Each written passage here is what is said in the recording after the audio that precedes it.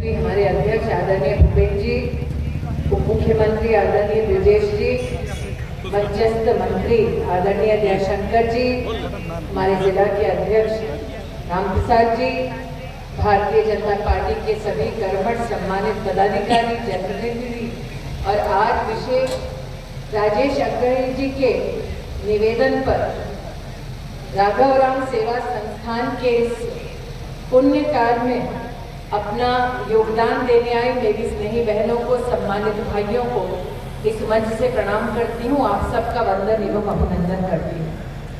सर्वप्रथम अमेठी की स्नेही बहनों की ओर से, भाइयों की ओर से मैं प्रदेश अध्यक्ष जी आपका और ब्रजेश जी का और दयाशंकर जी का विशेष आभार व्यक्त करती हूँ कि आज आपने अपने बहुत ही आपाधापी वाले समय में से कुछ क्षण निकाले हमारे लिए।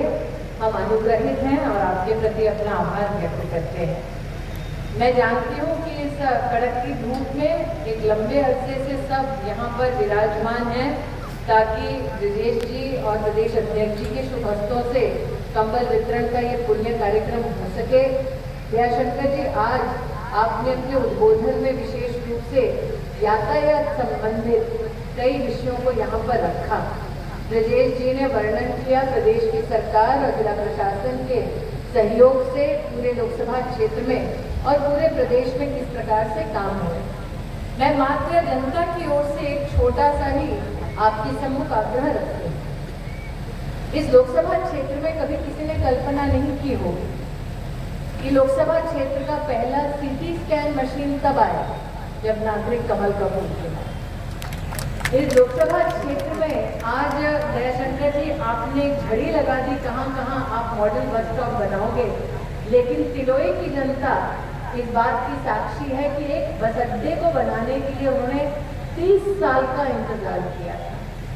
ये क्षेत्र साक्षी है। दादा तेजभान उन प्रखर नेताओं में से हैं जिन्होंने तब संघर्ष किया जब भारतीय जनता पार्टी का कार्य करना, संघ का स्वयंसेवक होना अपने आप में जोखिम का काम कहलाया जाता है। ऐसे नेतृत्व के आज सानिध्य में जब हम न सिर्फ मॉडल बस स्टॉप का यहाँ पर वर्णन सुनते हैं बल्कि मंत्रियों के मुख से ये सुनते हैं कि क्षेत्र की जनता जो चाहेगी प्रदेश की सरकार वो देने के लिए तैयार है, ये न सिर्फ हमने कृतज्ञता का भाव भरता है बल्कि आज हम साक्षी हैं कि दादा तेजभान जैसे, रामप्रसाद जी जैसे जो हमारे वरिष्ठ कार्यकर्ता हैं जिन्होंने वर्षों तक गांधी खानदान के खिलाफ इस धरा पर संघर्ष किया, ये सही मायने में जो आज हमारे मध्य में नहीं है उनको आपकी श्रद्धांजलि है और जो आज अपने आशीर्वाद के साथ दादा की तरह यहाँ उपस्थित है उनको आपकी ओर से ये सबसे बड़ी सौगात। ब्रजेश जी ने सही कहा कि क्षेत्र में एशिया का सबसे बड़ा बॉटलिंग प्लांट कोका कोला का मुख्यमंत्री योगी आदित्यनाथ जी के शुभ हस्तों से हमने राष्ट्र को समर्पित किया। लेकिन भूपेन्द्र जी इस बात के भी साक्षी हैं कि यहाँ इस क्षेत्र में बॉटलिंग प्लांट लगाने की शुरुआत हुई थी 1 साल पहले। 11 दिन में जमीन और सारे परमिशन का मिलना और 1 वर्ष में विदेश से मशीनें आना और एशिया का सबसे बड़ा बॉटलिंग प्लांट बनना। ब्रजेश जी, ये वो क्षेत्र है जहाँ पर वर्षों वर्ष लोगों ने देखा कि शिलान्यास एक ही स्तर पर 4 बार होता है लेकिन उद्घाटन कभी नहीं होता। आज अमेठी साक्षी है, जैसे प्रधानमंत्री जी कहते हैं कि शिलान्यास भी हम ही करेंगे और उद्घाटन भी हम ही करेंगे। आज आपके मध्य में राजेश मसाला अग्रणी बोलते हैं तो कई बार राजेश में मुस्कुराता है क्योंकि अमेठी की शान और पहचान राजेश मसाला के नाम से। ब्रजेश जी आप और अध्यक्ष जी तो स्वयं साक्षी रहे राजेश के दिनचर्या का भी और उनके संघर्षों का भी। मुझे आज भी याद है कि इनकी माता जी और मैं पहली बार एक छोटे से घर में बैठे थे बाजार के मध्य में। राजेश दिन की शुरुआत स्वयं मसाला पीस कर करता और माई से अगर कोई पूछे कि माई तेरे जीवन का लक्ष्य क्या, तो माई कहती एक दिन बेटा और बहू को बड़े से बंगले में देखना चाहिए। ये प्रभु की असीम कृपा है कि जिस बेटे ने एक छोटे से कमरे में मसाला पीसकर अपने व्यवसाय की शुरुआत की, वो बेटा एक दिन एक ऐसा आलीशान मकान बनाता है जिसमें न सिर्फ उसकी माई आशीर्वाद देती है, बल्कि वो बेटा के नई ऊंचाइयों को छूने के बाद गरीब की माताओं बहनों का भी संरक्षण करता है। आज कंबल वितरण का पुनः कार्यक्रम करके राजेश ने भाई का बेटे का कर्तव्य निभाया है। ये एक सुखद संयोग है कि अभी भी भैया दूज के त्योहार पर भाई हमेशा बहन को कोई ना कोई तोहफा देता है, और राजेश तुम्हारे हस्तों आज जो तोहफा मिल रहा है वो संरक्षण का मिल रहा है, सम्मान का मिल रहा है। शायद ही अमेठी में ये कल्पना एक वक्त हुई होगी कि एक गरीब नागरिक प्रदेश के उप मुख्यमंत्री, प्रदेश के कैबिनेट मंत्री और भाजपा के प्रदेश के अध्यक्ष के साथ स्वयं खड़े होकर सीना तान के भाई का एक आशीर्वाद स्वीकार करेंगे।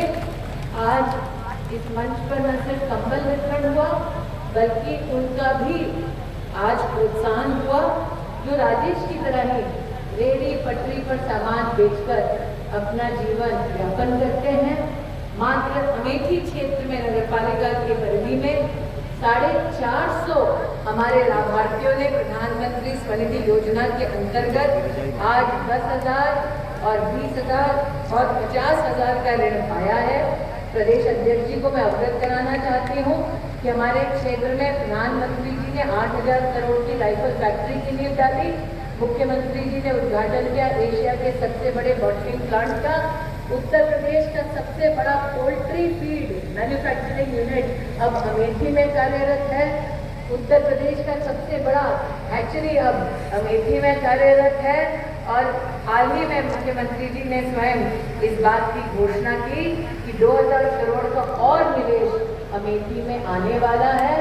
और अमेठी में बड़े बड़े निवेशकों के साथ साथ छोटे छोटे व्यापारी के लिए, रास्ते पर पटरी पर सामान बेचने वालों के लिए, किसान के लिए, ट्रैक्टर लेने के लिए भी कुल अगर आप देखें कि पिछले साल कितना ऋण दिया गया तो 11 बैंकों द्वारा मात्र इस लोकसभा क्षेत्र में 2200 करोड़ रुपया ऋण के रूप में बैंकों के माध्यम से संचालित किया गया।